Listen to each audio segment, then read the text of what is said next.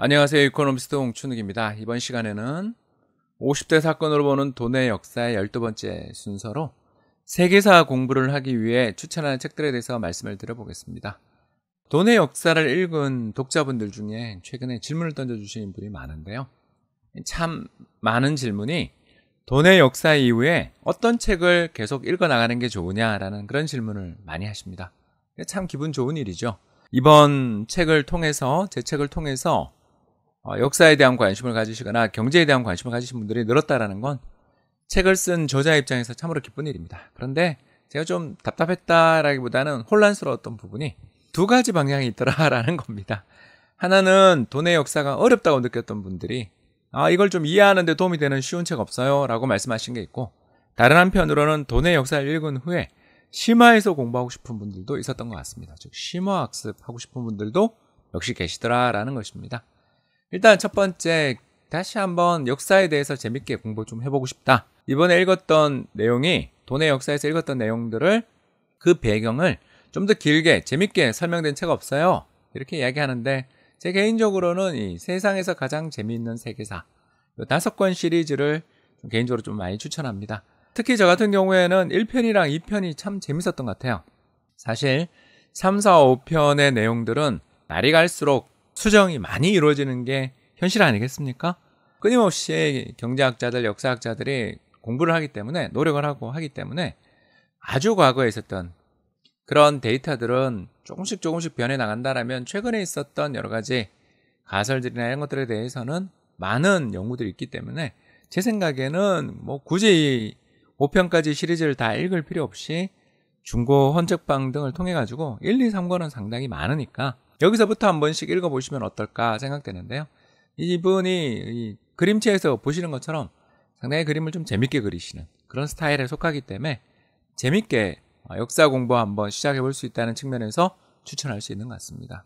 두 번째로는 이 굽시니스트의 책인 본격 한중일 세계사를 추천합니다. 이 책 진짜 좋아요. 일단 요 팬더는 중국이고요. 요 호랑이는 조선, 한국, 그리고 요 고양이는 일본입니다.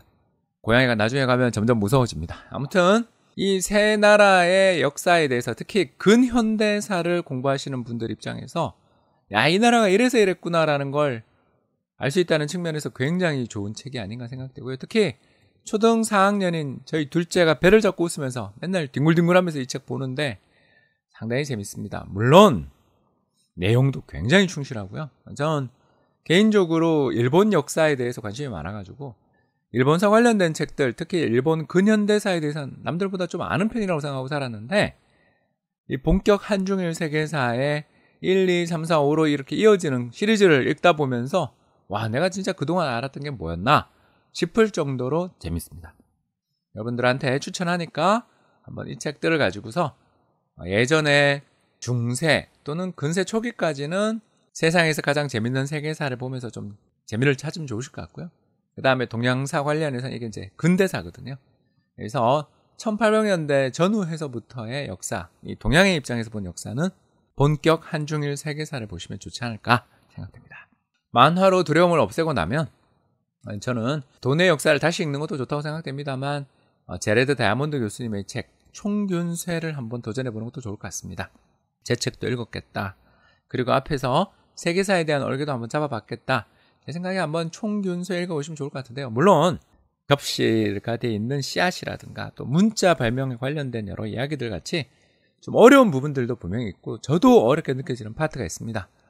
따라서 이 책을 전부 이해하겠다는 생각보다는 재밌게 느껴지는 파트 위주로 읽어나가신다면 역사에 대한 흐름도 잡고, 또 지리결정론이라는 좀 한계는 있습니다만 이분이 어떤 근거에서 세계사를 바라보는가, 이런 것들을 이해할 수 있다는 측면에서 도움이 되지 않을까 싶고요.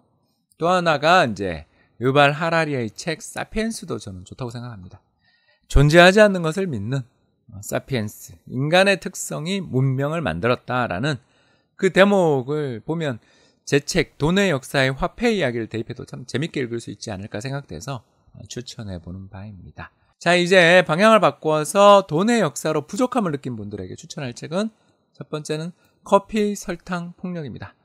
대분기를 집필했던 포메란즈 교수님의 책인데, 읽기 쉽고, 기구했던 글을 모은 거라서 읽기 쉽고 또 지난 500년 동안에 벌어진 재밌는 이야기를 함축적으로 들려줍니다. 물론 최근에 품절된 서점이 많기 때문에 책을 좀 찾아보셔야 되고, 또 이 책을 헌책방 등에서 찾아보시는 것도 방법이 될 텐데요. 도서관에도 꽤 있는 책이니까 빌려서 보는 것도 방법이 아닐까 생각되는데, 상당히 충실한 책이기 때문에 여러 가지 재밌는 부분들을 느끼실 수 있을 겁니다. 그리고 대분기에 실망했던 분들에게도 좋은 선택이 될 수 있겠죠. 물론 거기도 나름의 사정이 있으니까요. 설탕, 커피, 폭력다 하면은 왜 서양이 지배하는가도 좋다고 생각합니다. 사회 발전 지수 만들어서 동서양의 장기적인 경제적 수준을 측정하려는 이안 모리스 교수님의 노력에 감탄할 것이고요. 가능하시다면 이안 모리스 교수님이 굉장히 다작하시는 교수님이셔서 이분의 다른 책들도 한번 개독해 보시는 걸 추천드리는 바입니다. 실력 있는 역사가의 책도 개독이 가능하다 말씀드리겠고요. 그 다음으로 볼 수 있는 또 재밌는 책을 하나 하자면 윌리엄 맥닐 교수님이 쓰신 전쟁의 세계사도 참 재밌습니다. 서양 세계가 왜 그렇게 발전했나, 특히 후진적이었던 서양 세계가 15세기 이후에 발전했나, 이런 것들에 대한 아주 유력한 설명 중에 하나가 바로 뭐냐 하면 끊임없는 전쟁이다라는 그런 전쟁 가설도 굉장히 흥미롭습니다.